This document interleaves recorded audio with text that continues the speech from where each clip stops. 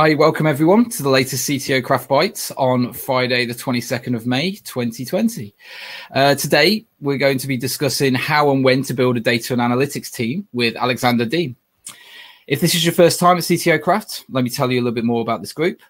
CTO Craft is a mentoring and coaching community for technology leaders around the world, focusing on supporting technologists in their leadership growth. Community numbers are over 1,000, and we provide one-on-one coaching, mentoring groups, an online community, and events like this one. So just introducing everyone today, myself, I'm Glyn Roberts. I am emceeing this Bytes session, and I'm the CTO of Digital Solutions at iTechArt. Our expert today is Alexander Dean. He's the CEO at Snowplow, the event streaming and analytics platform. So welcome here, Alex. Please give us a short introduction about yourself. Hey everyone, great to be here. Really excited to be talking to you today and answering your questions. I'm Alex Dean. I'm one of the two co-founders of Snowplow and also the CEO. And I've been building Snowplow as a software business in the data space since 2012. We've got an open source base, which is a very cool thing. And then we've been building kind of commercial version of the software on top since 2015. So yeah, very, very excited to be here. Very excited to answer your questions. And yeah, the particular topic we're going to be diving into a lot is around kind of data teams. What are they? When to build them? How do they fit into a bigger engineering organization? So yeah, very excited to be here. Excellent. Well, it's great to have you here as well. So today is very much going to be a discussion. So please feel free to add your questions at any time from the Ask a Question link below the video. So then let's get started with how and when to build a data and analytics team. So my first question would be then, Snowplow has a definition of data maturity. Could you dig into this a little bit for me, Alex, and explain this further? Yeah, sure thing, Glyn. So at Snowplow, we've been building the Snowplow platform for years, since 2012. And there's been a lot of different kind of data kind of professionals and personalities and different profiles of people coming into data over that time frame. And one of the things we've got a lot clearer on over the last couple of years at Snowplow is really the idea that there's this kind of, you can think of companies as going through this kind of data maturity journey. And, you know, the different people we've been building for over the years, those data professionals, people like data engineers or data scientists, I'll talk about a bit later, they kind of fit inside that data maturity journey at different times. So they kind of come in, they get put into a team at different points. And so we've kind of broken out that journey for companies of different sizes, and we've identified this kind of steady 5-stage journey towards maturity up to pioneer, data pioneer. So yeah, that's the heart of the thinking we've done around, you know, kind of when and why and how should companies build data teams. Okay, excellent. And with those steps, I believe there's 5 steps that you've broken this down into, with the first one being data aware. So could you go into a little bit of that for me, please? Yeah, sure. So data aware for us is kind of the first step on that maturity journey. So some of the language I'll use will be quite specific to data industry, but I'll bear me out. So typically those companies won't yet have a data warehouse, so they won't yet have a kind of a central source of truth. They'll have some standardized reporting, but the data's still in kind of different pockets around the organization. It's probably spreadsheet city. There's lots of different spreadsheets doing different things, different lines of business. And, you know, they're probably using some sort of simple SaaS tools like maybe Google Analytics to keep track of their web traffic, using, you know, Salesforce reporting for their leads and all that kind of stuff. So, you know, kind of pretty basic. And I think that it's a good starting point, but those companies start to get challenged around, you know, the people, the budgets, the technology. Like, they want to start having business goals around data and being driven by data, but they don't really yet know how to do it. And, you know, they might, if they're lucky, they might have, you know, analysts who are a bit data savvy, but they definitely haven't got anyone with, like, you know, a job title that has the word data in it. So it's pretty, they're aware of what they want to do, but they haven't really started on that journey yet. Okay, excellent. Would you consider that more startup land, or these more established businesses that are in this type of category?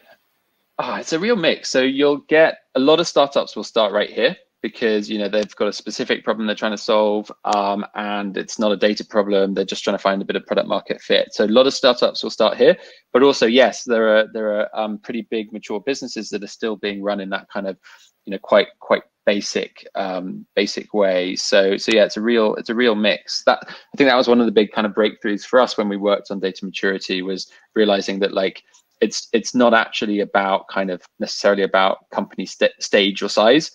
Each company can be on a different part of this data maturity journey at a different point in their lifetime. Okay, excellent. And then as they move into the next stage, which is data capable, what would be the differences in the business as they identify themselves to be in that category? Yeah, so at that point, they're starting to get into kind of warehousing some data. So they're like, we just want to start having a bit of a central source of truth. They're probably looking at BI tools, things like Looker or Tableau or Microsoft Power BI, things like that.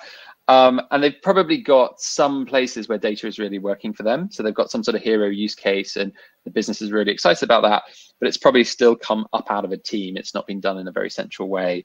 And they've probably got some ambition. So maybe they're trying to evolve their product using A/B testing, or they're trying to, get more quantitative in their sales funnel or whatever. So they've got some ambitions.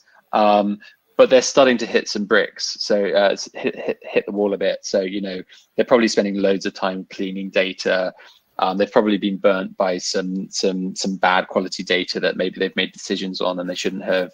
And they're probably getting to the point where like different teams are like talking about the same numbers in different ways, or saying, well, why doesn't the number coming out of Google Analytics add up to the number that we're seeing in our CRM or whatever. So they're struggling a bit with single source of truth.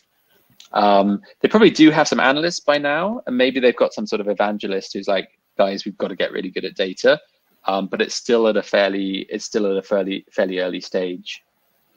Okay, that Google Analytics example is a great one. Last year I had that with a client going, 80% of the traffic is actually coming through Google, is actually being identified by Google Analytics, and 20% isn't. And then they go, why is that the case?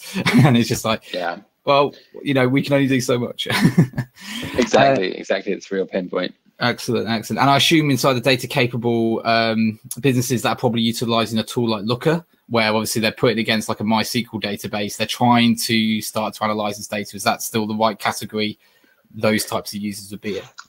Yeah, they're just starting to think about like, central BI, and maybe they've kind of put something like Looker or Tableau on top of a couple of operational databases, or maybe they're doing like a nightly dump of like all the stuff in their transactional system into a backup or a mirror or something to start diving into it. But there's still quite early days at that point. Okay, great. And the next stage falls into data adept.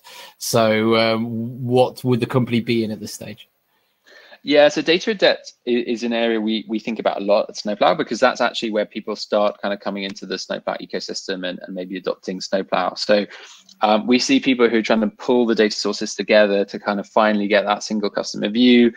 We see people who are getting comfortable writing, SQL and doing some fairly complex modeling maybe on the data.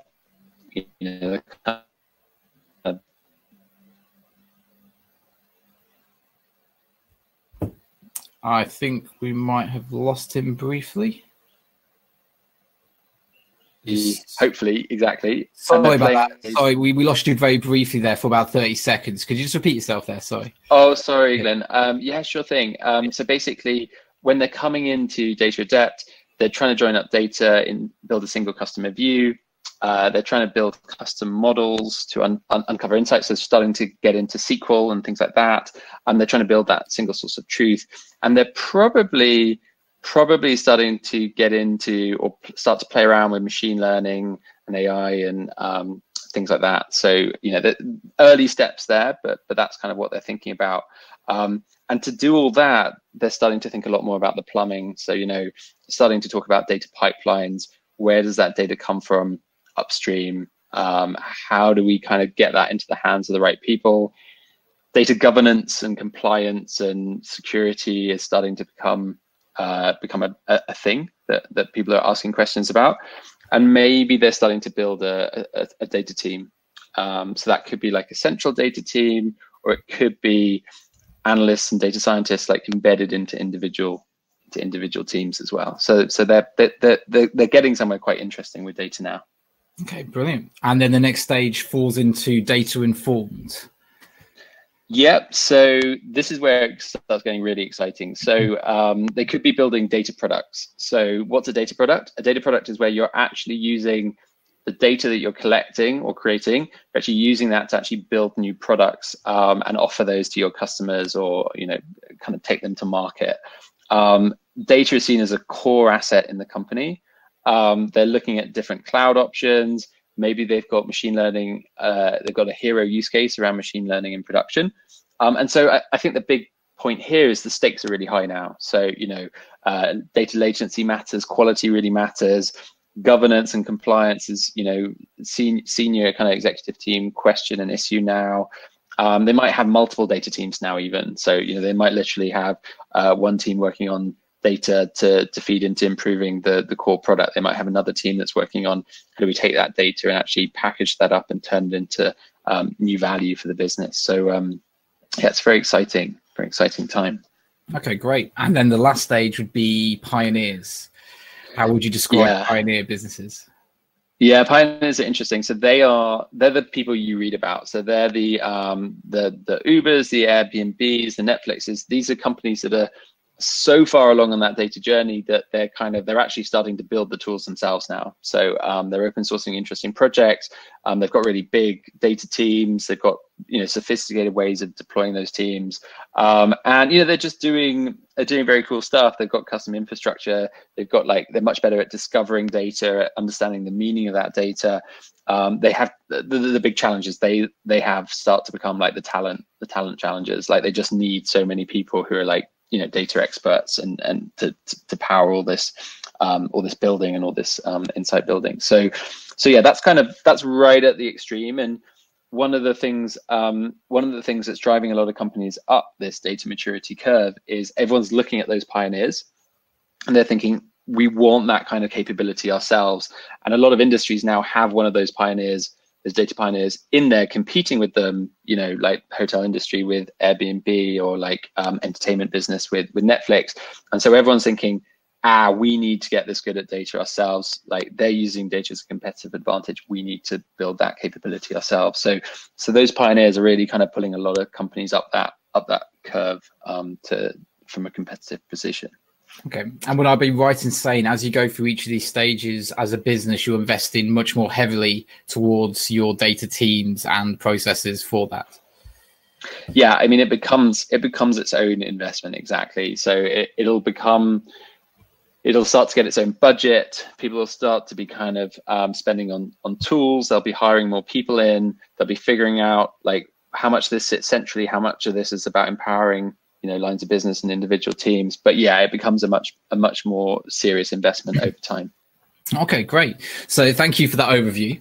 I gave you a heads up of a fake example I wanted to run by you yesterday. So let's just go through my fake example. So as someone that talks to lots of businesses, I'm seeing a lot of this at the moment. A lot of people wanting to get into this data space, wanting to build new products. Obviously, with Corona going down, probably a lot of developers at the moment that maybe furloughed or have got free time in their hands go, right, let's start a business. Everybody's trying to come to this market, and obviously data is a big part of this. So I'm seeing lots of different variations on this type of idea of data collection, and obviously being able to do something with that to provide value in a way that's not really owned by any of the market right now. So my example is called Glyn's Healthy Eats Limited, not a real business. So as a startup, they want to collect data about how customers are feeling and advise them on what they want to eat. So if they're feeling sad, we can have some type of learning that says, oh, don't eat chocolate, eat fruit instead. Or if they're feeling happy, then you can be more flexible. They can eat more stuff, and then collect how they feel from that. So essentially, the bit of machine learning you could do in there. A lot of businesses going, that sounds quite simple. But obviously, as you start going through where you are on this path, how much budget you've got, there's very limitation to this. So where would you say a business that's just starting off would sit in the data maturity model? And what would you recommend a business like that to do? Yeah, it's a great question. So I think if you look at Glyn's Healthy Eats, I love the company name. If you look at what they're trying to do, I think that you've kind of got to break it down a bit. So the short answer is I think they're sitting around the kind of middle of the curve, kind of in the data adept area, or they have aspirations to be. But I think the most important thing that they need to do is kind of not run before they can can walk. So I think you got to look at that that kind of algorithm that you described, and you got to think, well, what's the business goal here? Like, what are we trying to do for the customers? Like, what are the inputs we're taking in, and what's the kind of goal seek we're trying to do there? And I think it's very common to kind of jump to machine learning and data science. And sometimes if you kind of try and insert yourself straight into the middle of the data maturity, it's really hard to get it working successfully. So there's a very common failure mode that I see in companies where they're like, well, we need to do data science, and they'll hire one or two data scientists, and those guys or girls are just sort of, they're sitting there, they don't have the data, they're not plumbed into the kind of business goals of the business, and they get very frustrated, and they frankly leave because they go and find a more interesting problem to solve. So I think with Glyn's Healthy Eats, what I'd say is kind of go through two phases. First, figure out the business goals, figure out what you're trying to do for customers, and actually start with just like the data collection, make sure you're tracking the signal you want to get from the customers, make sure that you're tracking the interventions you're doing on the customers, like the recommendations that you're making to them, and just start it almost just with like a brute force algorithm, just a heuristic, just a rules engine almost, and start that way. And then as you get confident with that and you start to collect the data and you've solved the kind of cold start problem, then of course you can bring in machine learning and you can start to kind of experiment with more optimal algorithms. And then you've got the next challenge, which is kind of getting that algorithm from lab to live. So like, how do you productionize, how do you tear out the slightly crude rules engine, and how do you put in like the operational production machine learning model? And a lot of people, I think, get stuck on those challenges. So they get stuck on the data collection side. They have data scientists who are just doing a lot of like data munging and dealing with quality problems. And then they get stuck on the, well, I've got a model, but I don't know how to productionize it. So I think if you just break it up into steps, you can kind of get through the data maturity fairly fast, but you won't kind of trip over, and you won't sort of, try running before you can walk on that one. So. Sure, absolutely. Yeah, small steps and do the basics first before we try to go down the route. Okay, great. So we've got our first question from the audience already. So this is from Wizen, if I'm saying that correctly. Apologies if I'm not. So his question is, what are your thoughts around the idea of a data mesh? Do you see the idea as a complementary idea? If so, why? Will it conflict with the idea of having a single source of truth? Oh, that's a great question. Was that from Wizen? Wizen, yeah, that's correct. Yeah, Wizen, great question. So this is a very age-old challenge in these approaches to data, which is the tension between centralizing stuff and pushing it out into the individual teams. And the data mesh idea for people who haven't heard of that before is the idea that really you should have this kind of almost like federated access to data that sits across the whole organization, rather than this kind of central bank of data that everyone has to kind of come and kind of ask permission to access. And I think there's a lot of, I think that's very smart. I think the data mesh approach is very good. I think you have to be operating at a certain level to be able to make that work. So you have to really understand data meaning. You have to have the idea of really strong idea of metadata, governance, all that kind of stuff. But if you can do that, then the data mesh thing is really strong, because you don't have to have a sort of a central team that are mediating all this stuff. Teams can just go to the catalog and say, hey, like I need to work on this problem, like what data is available and what does it mean, that data? So yeah, I really like the data mesh idea, but I think to get there, you've got to get through some pretty tough organizational humps around, like, getting rid of getting to that. I think it's easier to get to a single data source of truth before you open that out and go to a mesh. But I do like the mesh idea. It's cool. Excellent. Okay, great. So following on from those questions, back to mine. Essentially, okay, so let's say we've identified ourselves as a business. We've done the easy bit. We've already started understanding where we are with our data from a basic level. I decided I want to start hiring a team. What skills should I be looking for when I'm actually trying to hire a data and analytics team? Yeah, that's a really good question. So I think if you get lucky, you get one of these kind of MacGyver characters who's just a massive sort of generalist, and they can do a bit of everything, and they can help you bootstrap that team. In much the same way that in marketing you can find like a growth hacker who can do a bit of everything. But once you kind of outgrow that and you need a more structured team, there's a few different personas to be aware of. So the data engineer persona is going to be very important around data collection, data quality, helping you understand what is being, helping you acquire the data and understand what you're acquiring. So that's a data engineer. The data ops personality persona, that's a person who's helping keep all the plumbing running and helping you deploy models into production or whatever. So that's, think of it as like DevOps, but it's focused on the data plumbing side of things, which is its own thing really. So that's a data ops persona. There's another persona which is not well understood, but is actually quite important, which is the analytics engineer. So think of the data engineer as someone who's pretty hardcore plumber. The analytics engineer is someone who's much more comfortable like modeling up that data to make it business meaningful. So they'll sit further downstream, they'll be working with the data that's in the warehouse, and they'll be writing a lot of SQL or using a tool like Matillion to really turn that very raw signal into something that's much more meaningful to the business.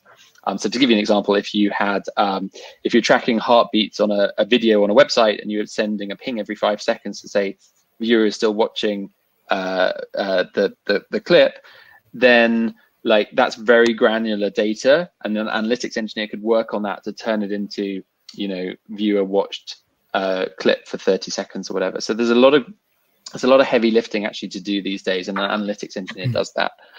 Data scientists are downstream. They will obviously work on the more complex problems, you know, essentially building models to take that data and do very powerful things with it. You can go a long way without data scientists, depending on the problem you're trying to solve, of course. And then business analysts or data analysts, the classic role, they're working with the BI tools. They're, you know, writing their own speculative SQL to dive in and understand what's going on. They're helping make the data meaningful for a specific business problem, and you know, they're always very important. So there's different personas, and who you need when will depend a bit on the problem you're trying to solve, for sure. Okay. From Richard in the message, essentially, which persona would you hire first if you only had the budget for one person? Oh, that's a really good question. If you've only got the budget for one person, I'd try and find a generalist who is a bit of a plumber but can answer business problems. So basically, I'd hire a unicorn, but I wouldn't hire like a pure data analyst or a pure data scientist, because they're just not going to be able to do anything. Like, they're not going to have access to great data. They're not going to have the tools to kind of to work with fundamentally, because you haven't solved the upstream problem. So yeah, it obviously depends a bit on the problem you're trying to solve. But if you're generally trying to build a data capability, you know, you get the data into a warehouse, and get someone who can start to work with that data in SQL. So yeah, some kind of analytics engineer or some kind of data engineer who's got a bit of a taste for the business problems, I would be my first hire, if you can't find a total unicorn. Sure. From Brendan, essentially, I think, where can we find out more about personas? Have you seen any good blog posts or locations where you could read up on these types of roles? That's a really good question. No, I haven't got a good single place. We should probably write something up on this. We've got a blog post on our data maturity that I can share in the chat here. So we've got that, but we haven't got a great. Yeah. Oh, fine. I've already got it. Oh, perfect. But we haven't. No, I haven't got a great blog post I can point you at. There's quite a good one on the rise of the analytics engineer that I can probably. Yeah, this is one. I'll just send a post on what is an analytics engineer to Glyn, and he can share that post. But yeah, understanding the personas is pretty important in building a good initial team. Okay, excellent. For these types of roles, are these guys normally PhDs, or are they normally on the job type of learners when you're actually hiring for these personas? Yeah, so a data scientist will often have like a PhD background, probably not in data science, probably in more like applied applied use of statistics. But good data engineers have often come from a general engineering background. I actually have a hunch that quite a lot of, in this kind of current crisis, I think quite a lot of general engineers will move over into data engineering. So they're often just generalists with a specialization in data. And then, yeah, data analysts, analytics engineers, good understanding of businesses, good understanding of SQL, but they might have spent years working with Excel or something like that in a finance team or a business function. You get them all over. Like that, fundamentally, there it's just a quantitative mindset that you're looking for. Like, are they really comfortable with numbers? Sure. Okay, great. Well, we've got the questions coming in thick and fast at the moment. So let's start going through those. So this is from Angus. There's been a lot of mention of SQL coding capability, but presumably this is a nice to have if you have an advanced behavioral analytics BI tool like Amplitude. Right. Okay. There's a lot to unpick in that. So there are a lot of it depends on what your goal is. So Amplitude is a very good kind of product analytics platform that really helps you make sense of a lot of behavioral data, and can give you insights into how you should improve your product, how you should improve your kind of product market fit and all that kind of stuff. So if you have Amplitude, that will take you a long way on improving your product. But that it all depends on what you're trying to do. So if, for example, you're trying to solve complex business problems and your business model doesn't map well onto kind of classic product analytics, then you're going to have to build a lot more yourself, and so you're going to be working much more with kind of raw data, granular data that comes out of something like Snowplow or Segment, and then you're going to be building a lot of layers, business specific layers up on top of that. And then if you're building a data product, you can't be using like a packaged analytics tool to do that. You've got to be building it yourself, and there's loads of use cases that any package tool won't cover. So fraud detection or churn prevention or dynamic pricing, product recommendations. There are tools out there that do all of those things, but they'll do them in a fairly cookie cutter way. And one of the things that businesses see as they're going up the data maturity curve is that there are problems they can solve in a generic way, and there are problems they need to solve in a business specific bespoke way. So if something's not core, just if the product evolution is not core to the business, then you can use generic standard tools to do that. If fraud detection is not core to the business, just use a generic package tool to do that. But find the things that are core to the business, and you need to really kind of get into those problem domains. And yes, you might end up hiring data scientists to work on those problems and things like that.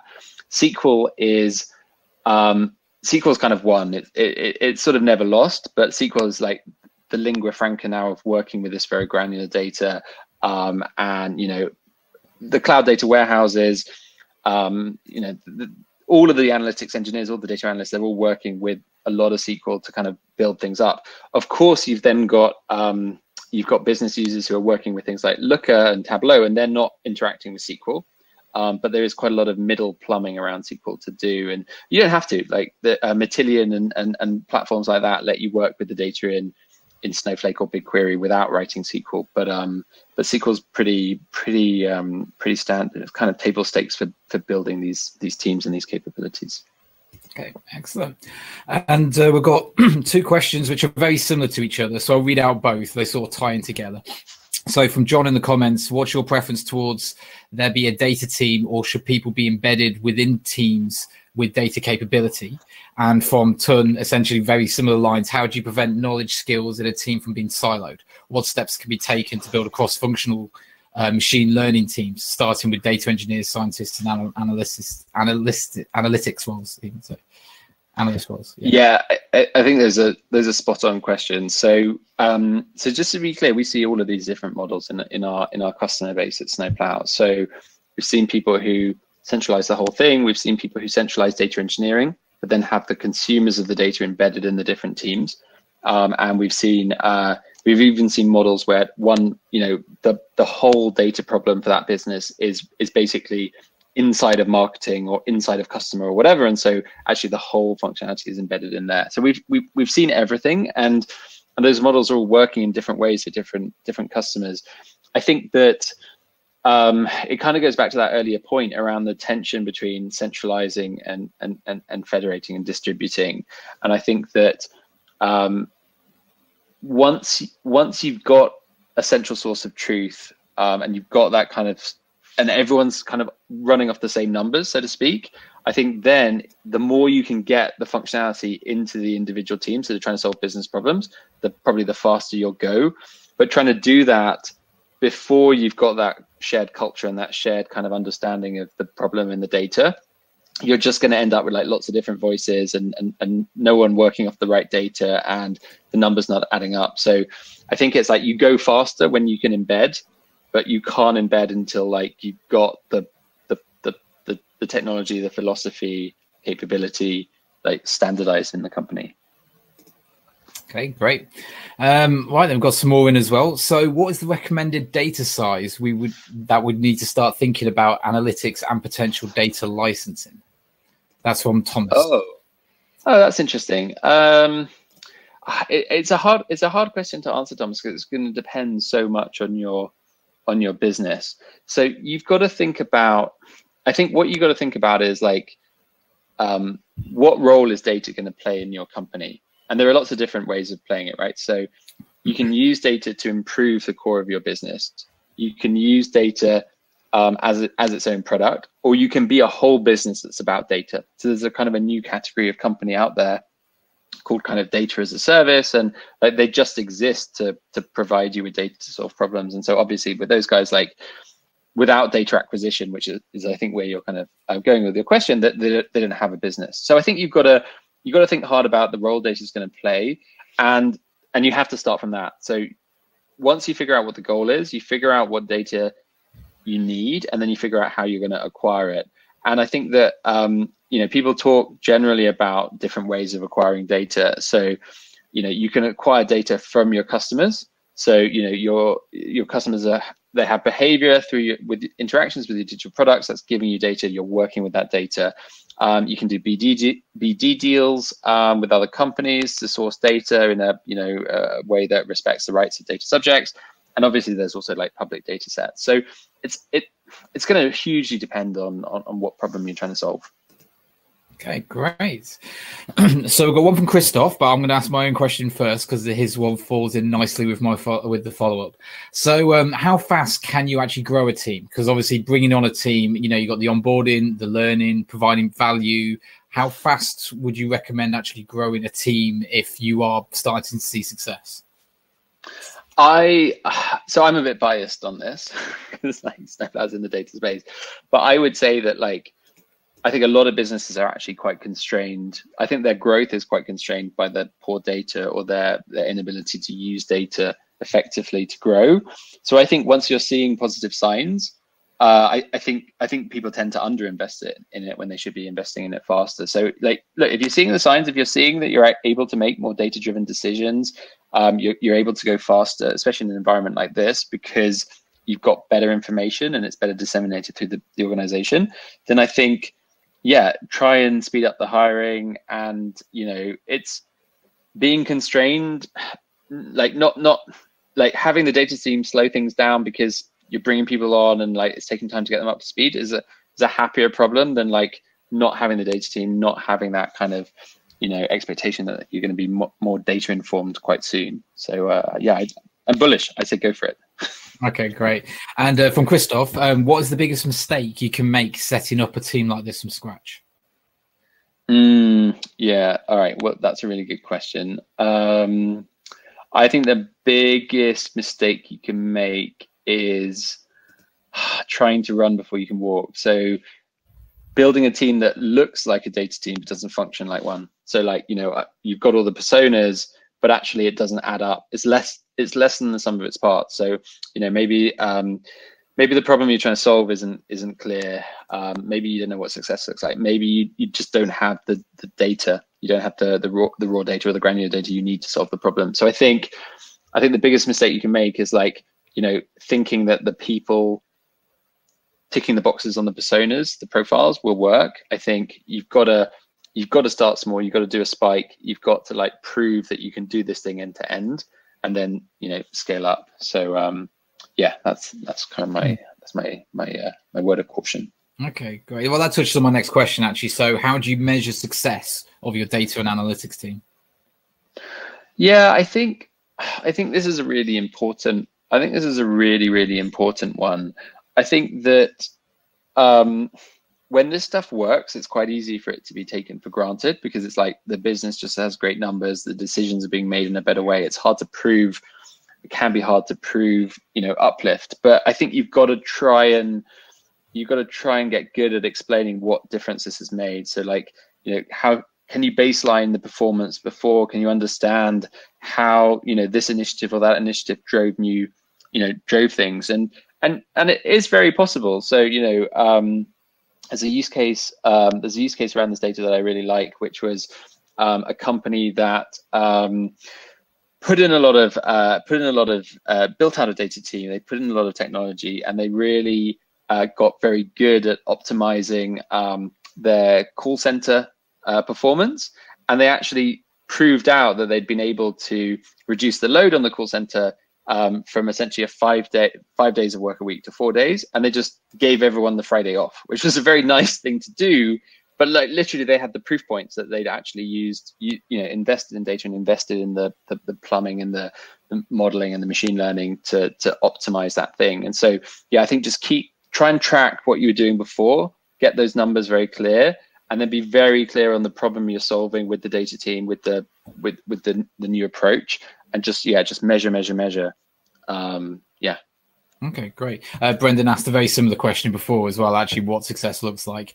And from Arnu Roveria, I probably said that completely wrong, apologies. So similarly to how can you measure success, how can you quantify the change is his question.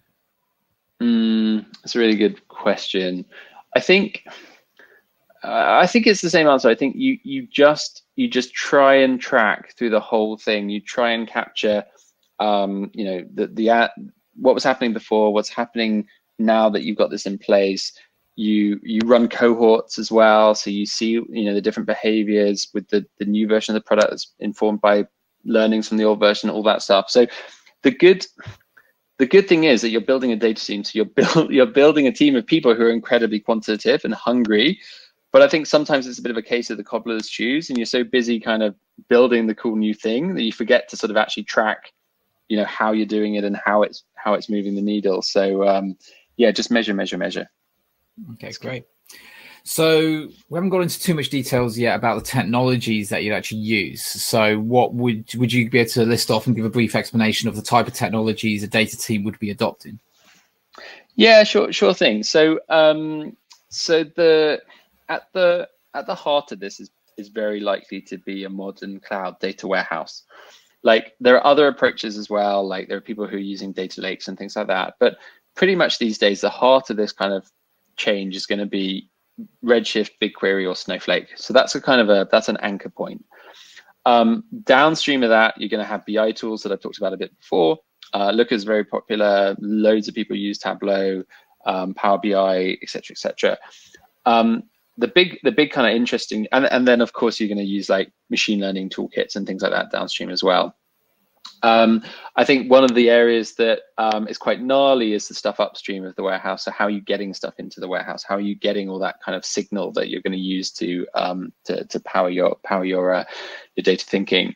And there's a few tools there. So a lot of people use Fivetran or Stitch to pull in non-event data, so pull things out of like Salesforce or Zendesk, maybe on a nightly basis or every hour, and that gives them a lot of like very granular information in their warehouse. And they use those tools to do syncs as well from like transactional databases and their MySQL databases and things like that. When you want more kind of granular kind of customer behavioral signal, then that's when like platforms like Snowplow come in. So we're kind of a very sort of high performance, very kind of data quality, data richness focused vendor, and we run inside your own cloud account. And there's other players as well. Segment is one that people use. Startups use that quite a lot. And so so you're kind of thinking about it as a very linear pipeline. You're thinking about the source data you need. What are the vendors that are going to get you that data? And you're making a decision on your warehouse, a decision on your BI tool.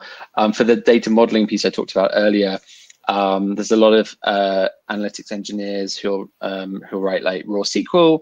There's a tool called DBT that is becoming quite popular, and there are other vendors, so like Matillion and people like that, quite popular as well. So yeah, like there's a kind of a modern data stack, I would say, that's emerging, and that's not right for everybody. There'll be other people who are trying to solve different problems, but yeah, there's roughly most companies we see look something like that. Okay, great. And what kind of methodologies will the data team be needing to follow? It's a really good question. So I think the methodology thinking for data teams isn't super different or super evolved past kind of general engineering methodologies. So you'll see a lot of people thinking in terms of sprints. You'll see people talking in terms of like data user stories. Like pretty much you can take that general purpose engineering thinking and apply it into the data side of things. A lot of the data operation stuff is pretty similar to classic data ops. A lot of people think in terms of CI/CD for putting out new, deploying new machine learning models or deploying new schemas or SQL processes. So yeah, you can basically use the same kinds of processes. The only caveat to that is like data scientists do some pretty deep work, and they do have some kind of academic style approaches sometimes. And if they're solving difficult problems, you can't necessarily force that into a 2-week sprint process. But yeah, see how you go. Okay, great. One from Wizen, he just said, what were the technologies used to ingest data to the warehouse again? I think he's quickly trying to write notes. Oh, sorry. Yeah. Okay. So if you're trying to pull stuff out of SAS or your own databases, then Stitch or Fivetran are very popular. There are other options as well, but those two are very widely used. And then for the kind of behavioral data, so for the signal coming out of websites, mobile apps and stuff, you're gonna be using someone who has SDKs that you can put into those environments and then processes the data through into your warehouse. And Snowplow is one of those. Another one would be Segment. Actually, we still see a lot of people building that technology themselves, and we're saying no, don't build it yourself. Just use us. It's a solved problem. Please don't build this stuff from scratch. So yeah, those are the two big categories. So you can think of it as non-event data and event data, or you can think of it as like slow moving data and fast moving data, however you want to slice it. Yeah. Great. Okay, you've mentioned compliance a few times. I can imagine this being quite a tricky one if you've got multiple sources where information is getting pulled into. What are your recommendations, or how do you go about trying to prove compliance in this type of sector? Yeah, it's so it's a really good question. This stuff is only going in one direction, which is that compliance and privacy and the rights of data subjects. So that's the end users of your own products and companies. That is getting that's being taken very seriously, and we all need to take that incredibly seriously as an industry and as people who work in data. I think that the most important thing is to be very deliberate about it. So be incredibly deliberate about what you're collecting, why you're collecting it, and why you have the right to collect that. So, do you actually have the consent of the end users to be tracking what you're tracking or collecting what you're collecting? It's very easy to get focused on the goal or the prize and think, oh, this is very cool. This is a very cool use case. But just really think about like the end to end, and think about the ethical dimension of it. The ethical kind of moral side of data consumption, data use is a very growing topic. We've seen a lot of that in the kind of AI space and ethical use of AI. So I guess, look, there's lots of vendors who will help with this stuff. There's great vendors who can help you do like consent tracking on your website. There are vendors downstream who will help with compliance and make sure like only the right people are accessing the right data in your warehouse. So go out there and look for the vendors, but a vendor won't solve the problem if you don't create a culture inside your company that like you take data, you take the rights of data subjects very, very seriously. So you have to have that kind of culture to start with. Absolutely. So as we're talking about that, actually, I've had a few people come to me asking, can we provide them data scientists for this type of area? I don't want to. Essentially, would you recommend that a business actually utilize an agency for their data analytics or machine learning aspects? Yeah, I think you can use. So we work with quite a few agencies at Snowplow. So we often have customers who want help on different data projects, and we introduce agencies to them. So we know quite a few agencies in Europe and the US and Australia that we really like. I think there's definitely a really strong place for them. So I would say there's two different big use cases. So we talked a bit earlier about if you can only hire one person, who should you hire? And there's actually an argument that if you can only hire one person, maybe you should hire a small agency. We tend to call them data boutiques, who could give you, a quarter of a data engineer, a quarter of an analytics engineer, a quarter of this and that, because there is value in having, there's value in having people who've done this thing before, but also there's value in having the full set of skills. So I think there's a really interesting opportunity for agencies when you're trying to move up the data maturity curve and you're trying to get from data aware to data capable to data adept. The other thing we see quite a lot of is there's such a shortage of talent in the market. There's so few data professionals out there that actually we see a lot of agencies being pulled into companies that have great data teams, but the great data teams are just super busy. And so if you can carve out a very specific problem domain for an agency to work on, and machine learning, is a great example, right? There are people who, if it's your first machine learning model, but you can bring in an agency that just do that stuff all the time, then that's I think you should consider that really seriously. So my counter argument to that would be the concerns of if you're an early business and you're going to be raising funding, going to investors or VCs, and then realizing that the knowledge of what your USP is, of your value as a business, doesn't sit inside the business. Do you see much of that, or normally when you get to that stage, they've already started to gain that knowledge internally? Yeah, that's a really good counterpoint, Glyn. So first things first, you're totally right. Investors care very much that companies are being very data centric and are making decisions in a very data informed way.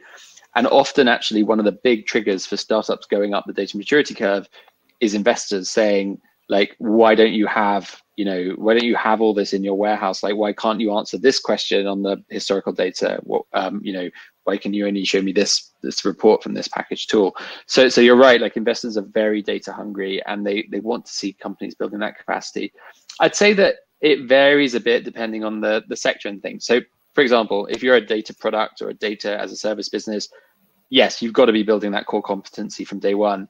However, if you're, B2C, if you're in like consumer lifestyle or a marketplace, like investors will give you a little bit longer to build that capability internally, as long as you're thinking about it in the right way long term. You're like, yes, we're going to build a central data warehouse, but actually I want to bring in this boutique to help me build that before I start building the team myself. So I think you've got a little bit longer, a little bit less time, depending on how close data is to the core product.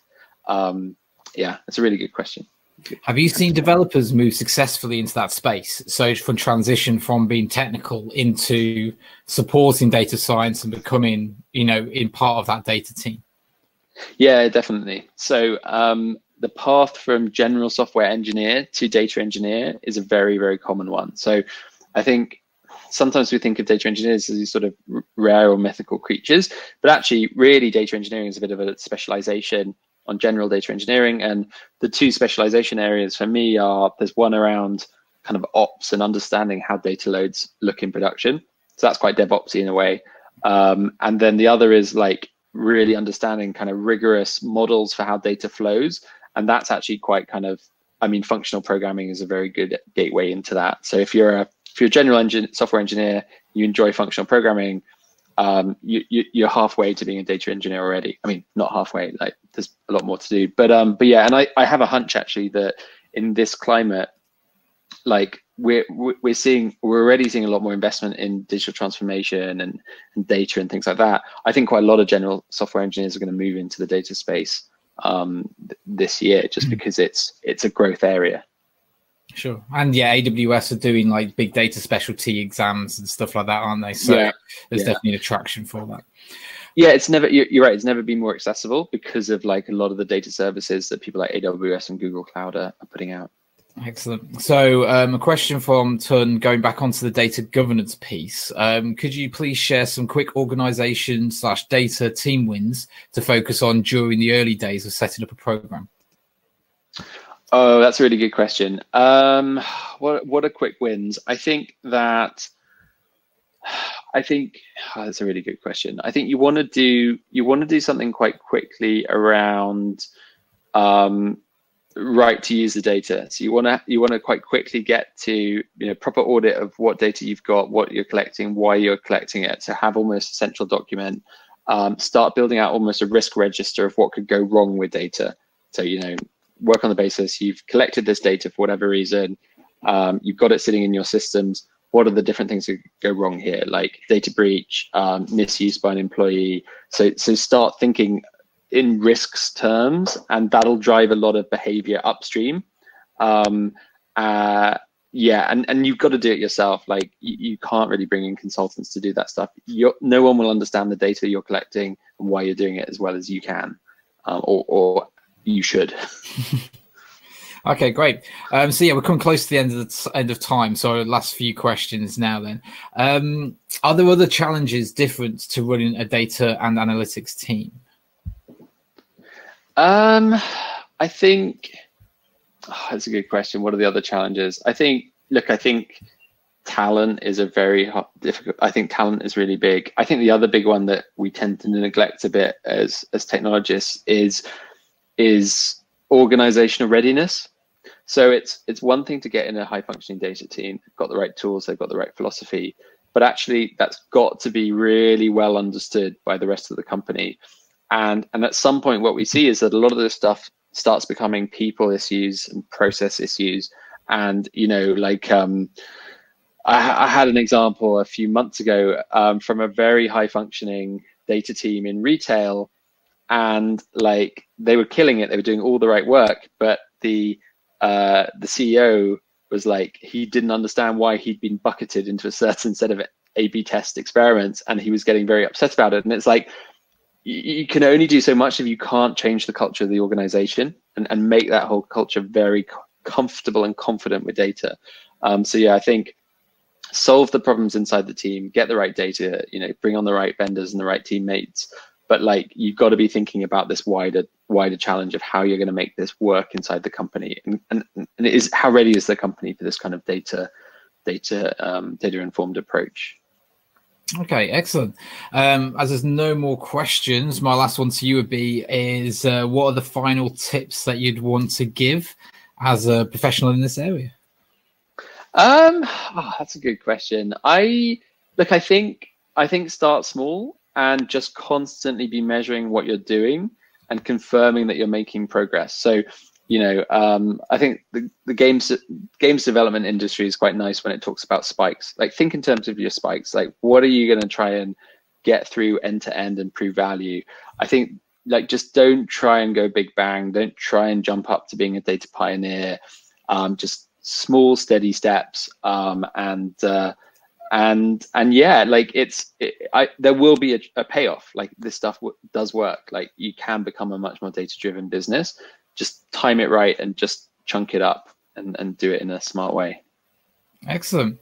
Well, thank you for your time today, Alex. It's been fantastic. For those that are still connected, you can connect with Alex after this event on Twitter, LinkedIn. He's even given his email, which I'll just share with you guys now. So it's very brave.